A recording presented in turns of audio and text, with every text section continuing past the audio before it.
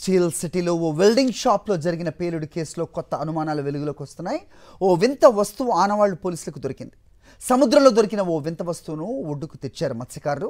Welding shop నిర్వాహకులు వింత వస్తువును తెరిచే క్రమంలోనే ఈ పేలుడు జరిగినట్లుగా అనుమానిస్తున్నారు పోలీసులు. ఈ ప్రమాదంలో 3 మృతి చెందగా మరో 3కి తీవ్రంగా గాయాలయ్యాయి. ఘటనా స్థలంలో ఆక్సిజన్, డొమెస్టిక్ సిలిండర్లు కూడా ఉన్నట్టుగా గుర్తించారు.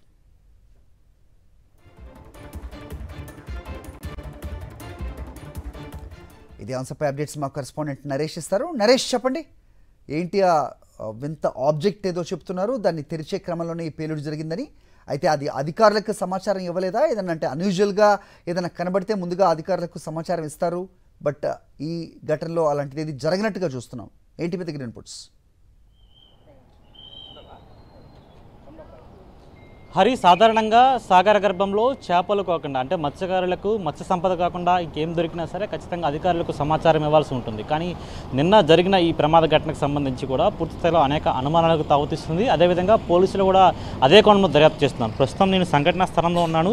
అయితే నిన్న జరిగిన సంఘటనా స్థలానికి సంబంధించి సిలిండర్ బ్లాస్ట్ అయిందని చెప్పుకున్నప్పటికీ కూడా అధికారులు ప్రాథమికంగా ఫస్ట్ సిలిండర్ బ్లాస్ట్ అనుకున్నప్పటికీ కూడా సిలిండర్ బ్లాస్ట్ జరగలేదనే అంశాన్ని తర్వాత గుర్తించినట్టు తెలుస్తుంది. ఎందుకంటే పూర్తిగా కూడా ఇది నిన్న సిలిండర్ ఏదైతే బ్లాస్టింగ్ గురైందో ఆ సిలిండర్ అనుకున్నప్పటికీ కూడా ఈ సిలిండర్కి సంబంధించి ఎక్కడ కూడా బ్రేకేజ్ అవనట్టుగా గుర్తించారు. కేవలం కొన్ని చోట్ల డ్యామేజ్ అనేది కనిపిస్తుంది తప్ప ఎక్కడా కూడా మనకి డ్యామేజ్ అయినట్టు తప్ప కానీ ఎక్కడ బ్రేక్ అయినట్టు కనిపించట్లేదు. అయితే సంఘటనా స్థలంలో ఆ సమయానికి మొత్తం 3 సిలిండర్లు ఉన్నాయి. ఆ 3 సిలిండర్లో ఒకటి ఈ డొమెస్టిక్ సిలిండర్ కాగా మిగిలిన 3 కూడా ఆక్సిజన్ సిలిండర్స్. అయితే ఆక్సిజన్ సిలిండర్స్ సంబంధించి కూడా పైన క్యాప్స్ అనేవి 2 సిలిండర్లకు క్లోజ్ చేసి ఉన్నాయని, కాకపోతే మిగిలిన 1 సిలిండర్కి మాత్రమే ఆక్సిజన్ సిలిండర్ సంబంధించిన మొదటి ఏదైతే ఆ ఫ్రేమ్ ఉంటుందో ఈ ఫ్రేమ్ని పూర్తిగా కూడా తొలగించినట్టు తెలిసారు.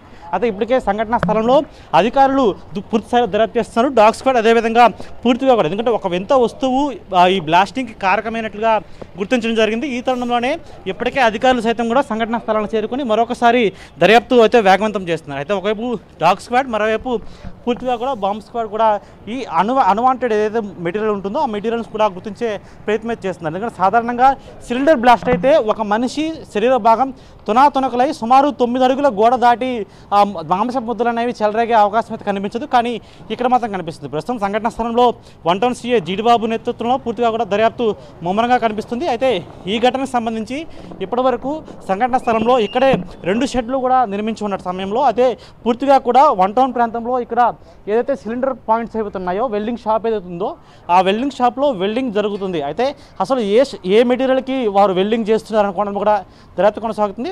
ఏదైనా సరే ఒక వింత వస్తువు లాంటిది ఎవరికైనా దొరికిన క్రమంలో ఆ వెల్డింగ్ అనేది ఆ వస్తువుపై ప్రయోగించిన సమయంలో బ్లాస్టింగ్ జరిగిందా అనే కోణంలో అయితే దర్యాప్తు చేస్తున్నారు. ఏదేమైనా సరే పూర్తి స్థాయిలో పోలీసుల దర్యాప్తులో మరిన్ని కీలక విషయాలు బయటకు వచ్చే అవకాశం ఉంది. అదేవిధంగా ఇప్పుడు ప్రస్తుతం తనిఖీల్లో కూడా ఏమైనా అన్వాంటెడ్ మెటీరియల్ కావచ్చు, లేకపోతే గుర్తులేని ఏదైనా ఒక మెటీరియల్ దొరికినా సార్ దాని ద్వారా దర్యాప్తు చేసే అవకాశం అయితే కనిపిస్తుంది. హరి, రైట్ నరేష్.